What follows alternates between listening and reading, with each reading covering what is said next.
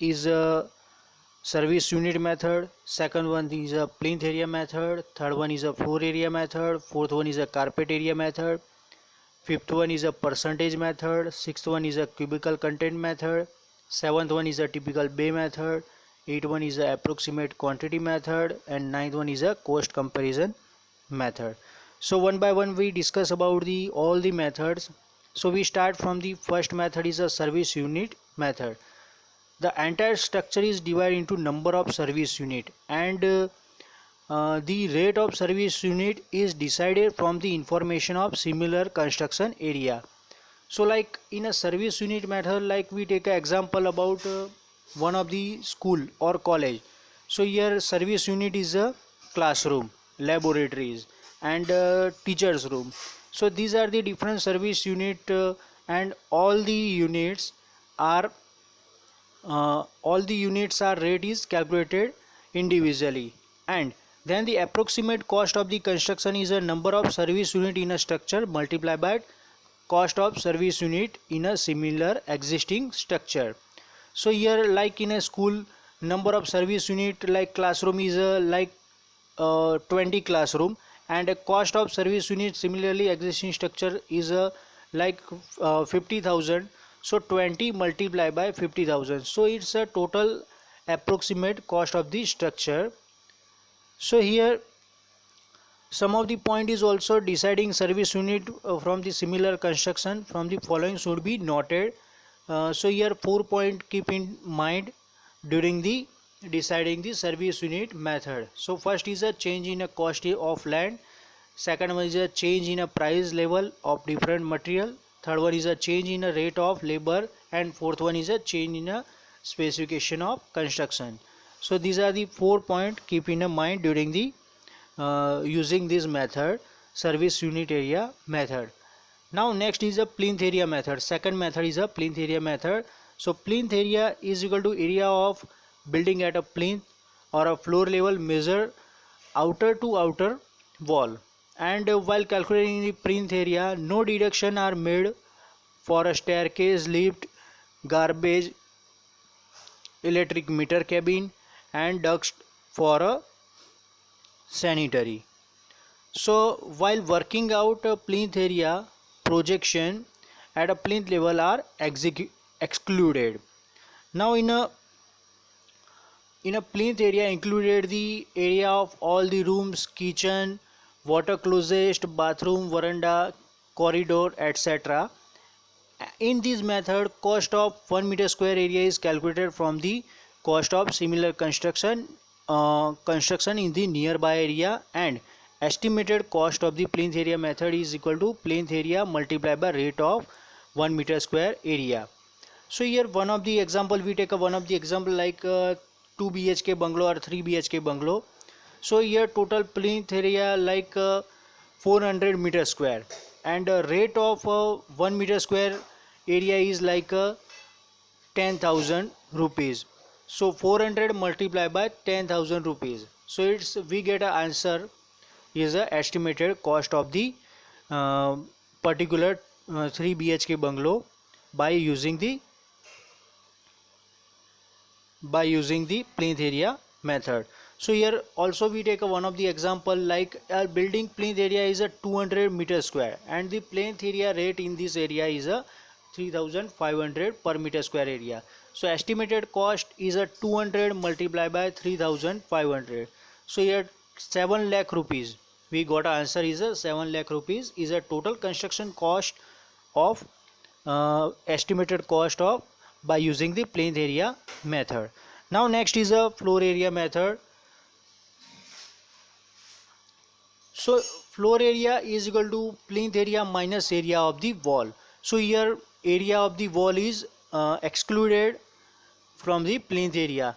Now in the calculation of the area of wall, the thickness of the walls shall be inclusive of finish and dado if the height of such a finishes is more than 1 meter from the from from floor in this. Now the following shall be included in the wall area. First one is a door and other opening in the wall.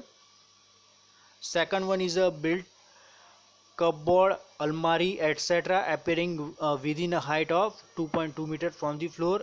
And third one is a flues which are within the wall, and fourth one is a intermediate columns. So here one of the example is given for the floor area method. So here estimated cost is a floor area multiplied by floor area rate. So let us consider one building has a floor area is a 100 meter square, and a floor area rate is a 4000 per meter square. So estimated cost or total construction cost is equal to 100 multiplied by 4000. So its answer is 4 lakh rupees. So 4 lakh rupees is the total construction cost. Now next method is a carpet area method. So the carpet area is the floor area less the area of the following proportion. Following portions. So here veranda, corridor, passage, entrance hall or porch, staircase, bathroom and water closets, kitchen and pantry, store, machine room for a lift, shaft for sanitary pipes, etc. are the carpet area in this floor are less. Now estimated cost is a carpet area multiplied by carpet area rate. Now next method is a percentage method. So in this method the cost of water supply, drainage, electrification, etc. Are estimated as a sum of the percent of the total construction cost of building. So here 2 to 3 example is given, 2 to 3 item is given: water supply, drainage, electrical, insulation. So cost of the percentage of the total cost is a 4%, 4% and 5 to 8%. So here 4% for water supply.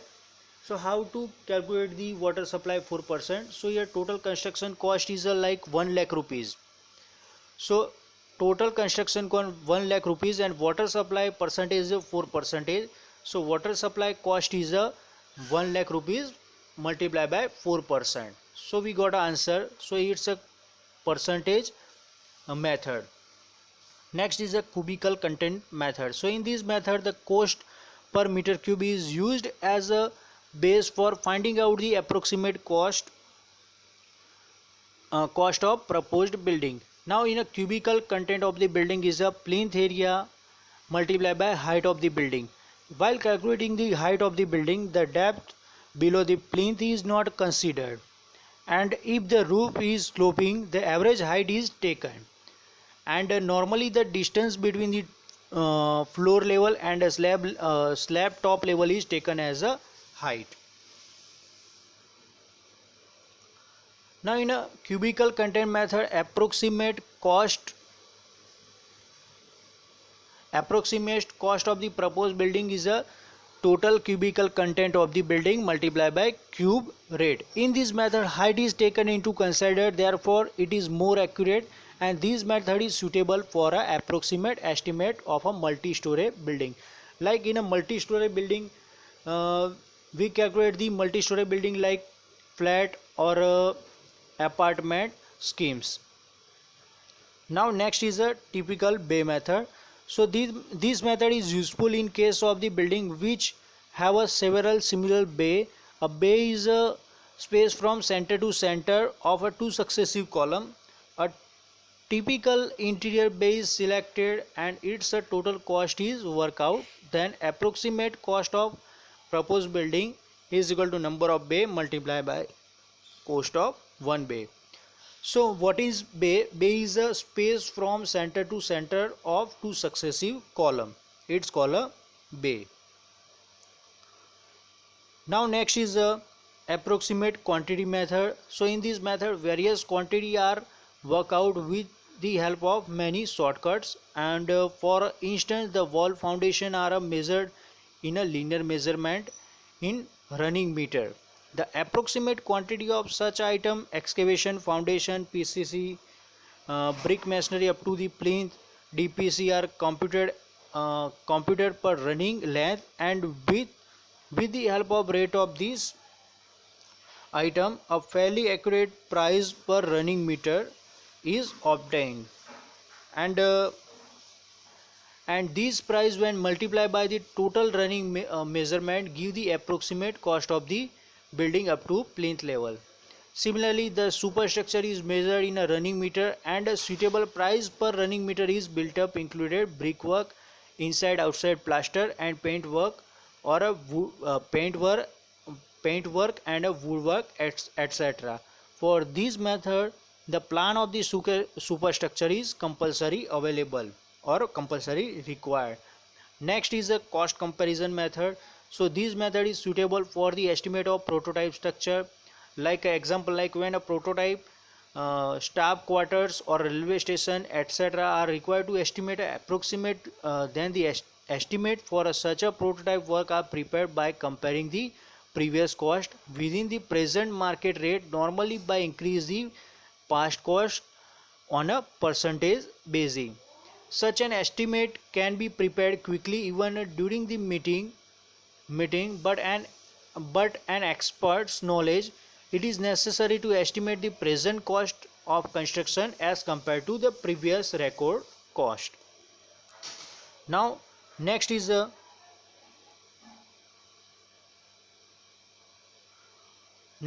provisional sum. So here provisional sum we discuss in a next lecture.